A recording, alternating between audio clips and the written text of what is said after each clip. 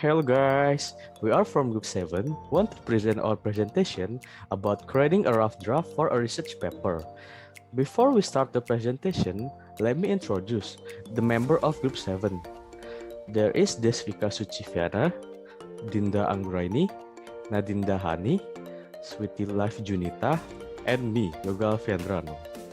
The first thing that I want to explain is the definition of a rough draft. A rough draft is a version of paper that is complete but not polished. It means you just watch what you're thinking, but it's a good idea to write an outline before starting your rough draft. It also helps you to organize your idea and argument, so it is important and necessary to write a rough draft before starting a paper. Step before you write a rough draft. The first is you have to choose the topic. Choose the topic wherever you want. The second is find the information of the topic you choose. You can look for some books, articles, and report that give you a background information about the topic. The third is create and state your research and organize your talk and notes. The fourth is make an outline.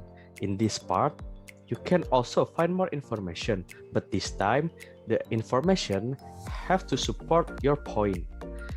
The next is write an introduction. The last is you can write the body paragraph and write the conclusion. Okay, now it is my turn to explain about summarizing and paraphrasing sources. If you can summarize effectively, it will be able for you to use the information that you discovered in your research to support your paper. As we know that in college level research paper, it is unacceptable for us to put a large chunk of other people's prose into our own words without citing them. And we should make it sure ourselves to review the source material while we summarize it. Whatever reasons you have, here's some guidelines that will help you to summarize. First, the summary must be significantly shorter than the source. Second, the summary must support your arguments. Third, the summary must be in your own phrases and sentences. And fourth, the summary must be an objective report of the source. Next, when you paraphrase material from a source, you can restate the informations from the entire sentences or passages on your own words. You can also using your own original sentences structure. And you should remember this one. Before you can write an effective paraphrase, you must fully understand the original text. That might help you to think of it as translating the passage. You need to know this one. The smoother your prose, the easier it is for readers to read the paper and follow the arguments. Here are some points that might will help you to evaluate the effectiveness of your paraphrases. First, keep the paraphrase have the same length as the original. Second, maintain the mood and tone of the original. And third, if you must use terms from the original, quote. Next, I will explain about quoting source directly. Direct quoting can be defined as when a writer quotes a statement or idea from another written sources and then writes it down in his own way or in the author's own language. Doing this kind of activity really shows that you understand your research well, enough to write about it confidently in your own words. Direct quotes can be powerful when used sparingly and with purpose yet. Quoting directly will also help you to make a point in a colorful way in several times. There's words which are memorable, especially vivid or well praised. Quoting them will help hold the reader's interest. On the other side, direct quotations from an interview or an eyewitness will help you to personalize the issue for readers. Afterwards, when you analyze primary sources, such as a work of literature, quoting extensively is often necessary to illustrate your points. These are valid reasons to use quotations. But please don't be like a less experienced writer who doing overuse direct quotations in a research paper, because it seems easier than paraphrasing. You should use quotations sparingly if you want to get a greater impact. You do choose to quote directly from a source, you should follow these guidelines. First, make sure that you have transcribed the original statement accurately. And second, represent the author's ideas honestly. Quote enough of the original text to reflect the author's point accurately. Third, never use a standalone quotation.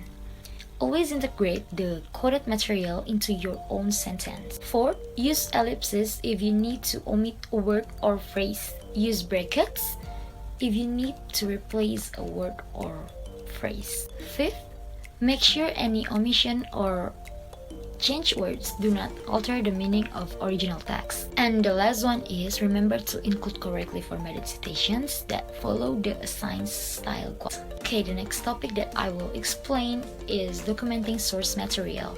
Throughout the writing process, do not forget to be scrupulous about documenting informations taken from sources. There is 2 points of purpose why you need to doing that thing.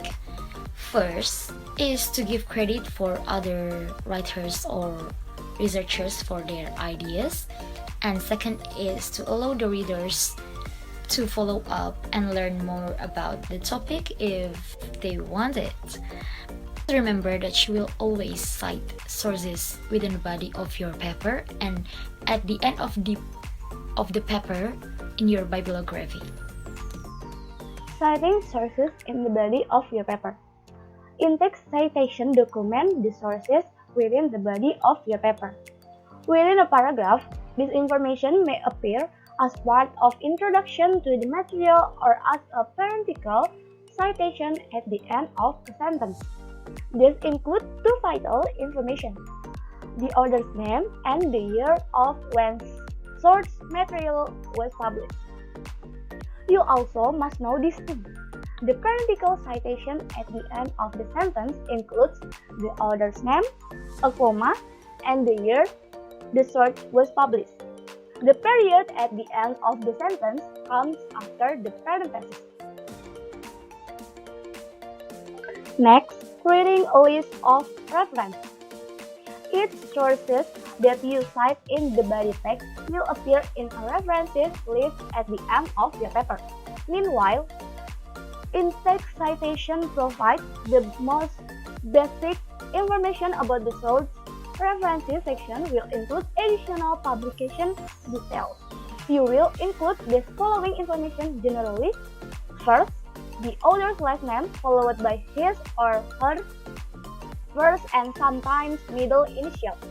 Second, the year the source was published. Third, the source title. Fourth, for all information about this article.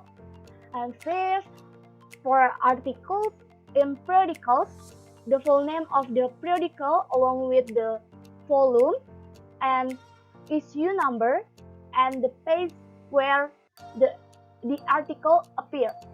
The additional information may be included for different types of sources such as online sources. Using primary and secondary research. When you write your draft, pay attention to primary and secondary source material to support your point. Remember that primary sources present first-hand information. Secondary sources are one step removed from primary sources. They present a writer's analysis or interpretation of primary source material. How you balance primary and secondary source material in your paper will depend on the topic and assignment. Using primary sources effectively. Some types of research papers must use primary sources extensively to achieve their purpose. Here are a few examples. A paper for a business administration course that discusses the results of a survey the writer conducted with local business to gather information about their work from home and flex time policies. For these types of papers, primary research is the main focus. If you take the time to design and conduct your own field research, such as a survey, a series of interviews, or an experiment, you have to discuss it in detail. For example, the interviews may provide interesting fiction that you want to share with your reader. Using secondary sources effectively. Sometimes rely more on secondary sources than primary sources. If you are not doing the analysis or doing your own field research, you will need to use secondary sources as much as possible. Use secondary sources related to primary research, such as journal articles that present the results of the author's scientific studies or books that cite interviews and case studies. These sources are reliable and add more value to your paper. Although most of your paper is based on primary sources, you can use secondary sources to develop your ideas. So, next there is avoid plagiarism. But before I explain how to avoid plagiarism, we must know first what is plagiarism. Plagiarism is the act of misrepresenting someone else's work as your own, or when you're copying an entire essay or story and calling it your own. So, I have a little tips how to avoid plagiarism. First, you have to understand what types of information that you must be cited. Second, you have to understand what constitutes fair use for source. Third, you must keep source materials and not carefully organized. And last, you have to follow guidelines for summarizing, paraphrasing, and quoting sources. Next, I'll explain when you should cite. When you have ideas or facts taken from outside sources such as websites, books, journals, or articles, then that's when you have to cite, both in content your paper and reference list. The only exception is that fact or general statement is common knowledge. General knowledge facts are usual general statement supported and found in multiple sources. So, what is a fair use? Fair use means that the author lawfully uses short excerpts from material sources to support and develop his own ideas. That means an author can quote or paraphrase material from a previously published work without obtaining official permission from the copyright holder. For example, a columnist might quote a few sentences from a novel while writing a book review. However, quoting or paraphrasing someone else's work too much, so far as being largely unoriginal, is not a fair use. Next, working with sources carefully. Carelessness sometimes can lead you to plagiarism. For instance, a writer may be unable to provide a complete and accurate citation if he didn't record bibliography information. A writer may cut and paste a passage from website into her paper and later he or she forget where the material came from. These actions can create the appearance of plagiarism and lead to negative consequences.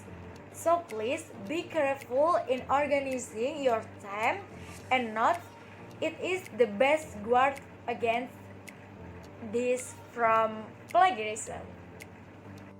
Academic integrity. Maintain your integrity as a member of academic community by representing your work and the work of others honestly and by using the work of others only in ways that are legally acceptable. Violation of academic integrity have serious educational and professional consequences. Even when cheating and plagiarism are undetected, they still result in the student failure to learn the necessary research and writing skills. Students that found guilty of violating academic integrity have to face consequences ranging from failing grades to exclusion from university. The next is conclusion of creating a rough draft for research paper. A good and effective research paper should focus and authors on ideas and should not engage in plagiarism.